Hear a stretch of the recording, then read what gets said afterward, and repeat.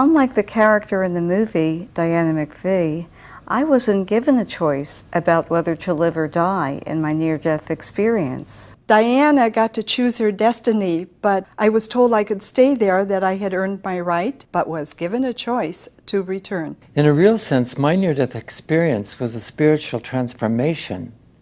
Just like in the film, I could see flashes of my whole life before me.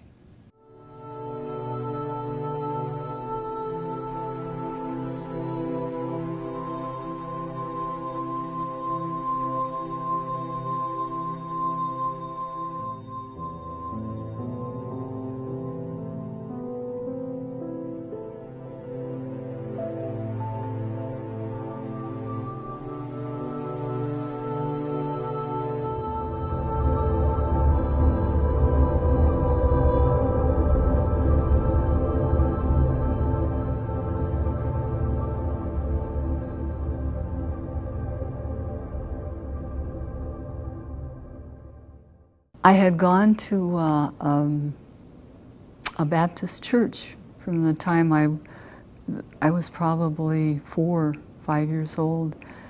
So I think I would say basic at that time, basic Protestant, but my mother was very interested in spiritualism, and she talked about that a lot. And I was raised Catholic, and church, we went to church every Sunday until I had an aunt that was a nun, and she passed away at the age of 24 years old, and the whole family kind of crumbled in that belief system, and I started my own search, and afraid that something might happen to me, or I might instantaneously combust or never come out of a foreign church other than the Catholic Church. I just began a quiet journey of learning the spiritual truths and looking for a stronger and real connection to God. I had been teaching world religions for the University of Laverne, so I felt that each religion had a particular value to offer its members. And so I would say it was more like a conglomeration of the best out of each religion that I had encountered. I was raised in a conservative Jewish household, but I was really an agnostic or an atheist because of learning of the Holocaust as a child. I felt that how could this God, who's supposed to be all good, have allowed that to happen? I was orphaned at 6 months old and put in a different family every year for 15 years, and went to 13 schools before I made it out of high school. And each of those families had a different religion. And the one thing I learned very young in life is that God seemed to be at the helm of each of those religions. So as a child, I adopted God. Believed in Jesus, I was saved. Didn't really practice religion, but somewhere down deep did believe in heaven and God and Jesus being one.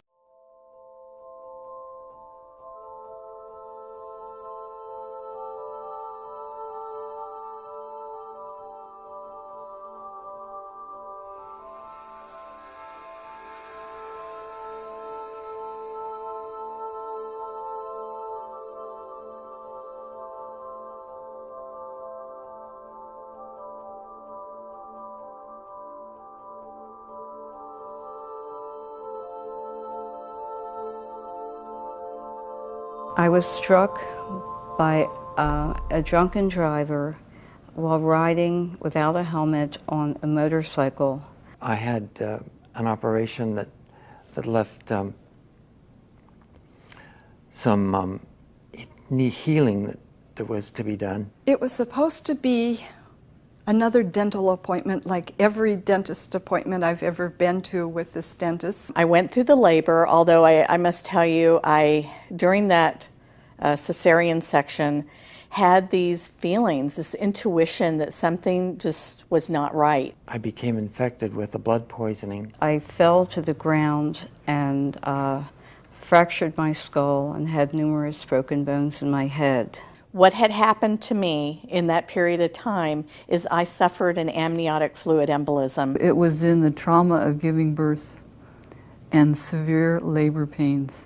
I found myself in this dark tunnel, and I'm thinking, whoa, that was a great shot. Finally, I don't feel any pain and I can let go of my grip on the dental chair. And in an instant, I was dead.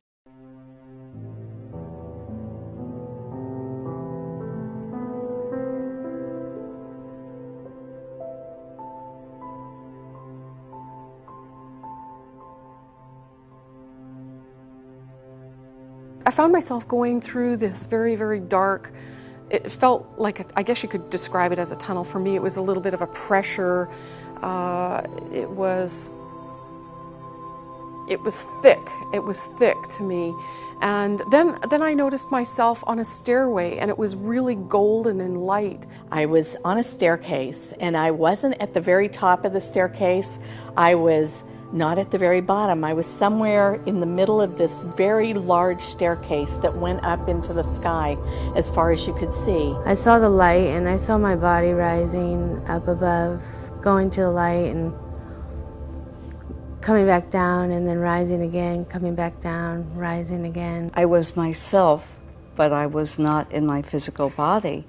But the amazing thing was there was someone to greet me on the ceiling.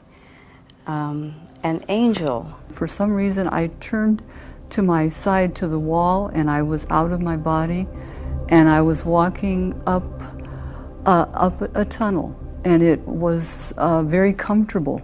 In the tunnel, I kept looking forward, and there were these little flecks of light in front of me, and they were beings like myself when I got closer to them, and they were being pulled toward this little tiny light at the very, very far end of this dark tunnel.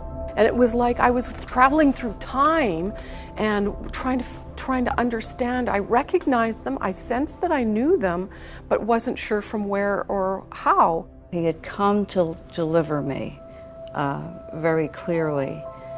And so I was in this ethereal body, and he took my hand, such as it was, and we went flying through the window. And all of a sudden, out of the light came this incredible, undescribable, wonderful voice that said, "You're here, you're safe, you're with me." The light was very comforting and very assuring. And this light, it contained all things that ever were, are, and will be. And it contained all knowledge, perfect justice, and infinite unconditional love. It was like almost like a sunburst, sort of, but it didn't bother my eyes at all. It was, and it was almost like I couldn't really see anyone, but it's like I could feel a presence there, and it was just so welcoming and loving. The unconditional love, as I said, was just overwhelming. In that moment, I was completely it, and it was everything.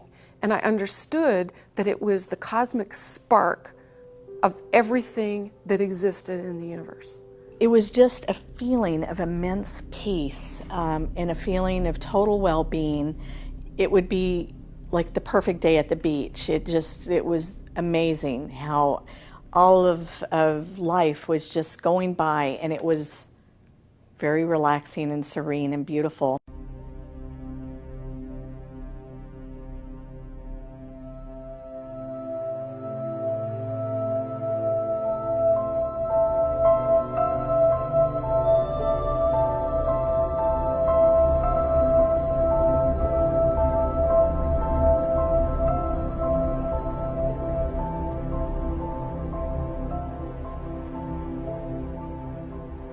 Help other people understand that they are energy and that they can manage that and adjust that to create what it is they would like to create. Prayer is a very powerful thing, and asking for help and asking for something which is greater than ourselves, such as the love a mother has for a child or children, is part of prayer, and prayer is important in our lives. This is a gift, you know.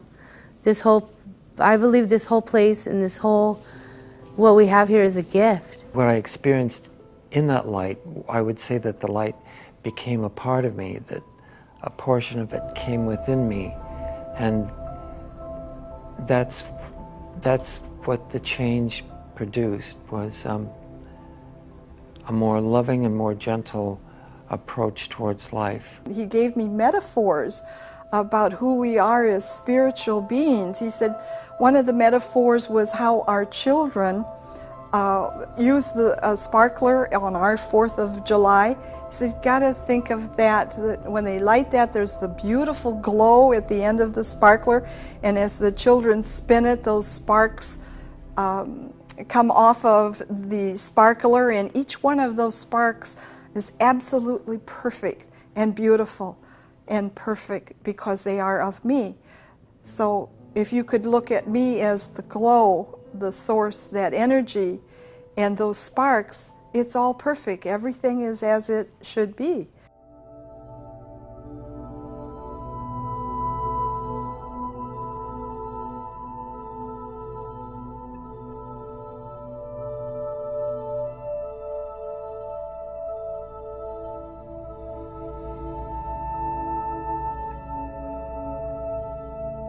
The meaning of purpose of life is to truly care about others and to realize that our significance in this life extends to a life beyond this life. There is more, and you know, we're almost being prepared in this life for more. God gave me today in this earth with all its trees and its ocean, its skies, its beauty, as a gift, and I need to relish that gift and make it my own and have it be, you know, something I treasure. So that's why I try to make every day a good day, and you know, be kind to somebody else and be nice to somebody else, and trying to spread that love, you know. And so that's what I do, you know. The meaning of life is tied in together with all people's lives here upon the planet, that we're not alone in our culture, that we're interconnected with each other, and that the light is behind our lives, and that's where we will go. I really believe that we're here to know who we are and to understand our connection with all that is. We're all created to experience for God and to be,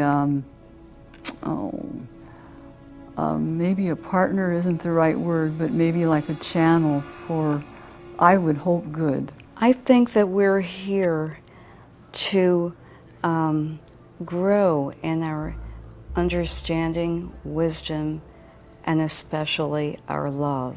Life is like a circle. It bends back upon itself, and you can only take from it that which you give out. Maureen, what did I do to deserve a friend like you? Something in a past life? Do you believe in that? I don't know, maybe.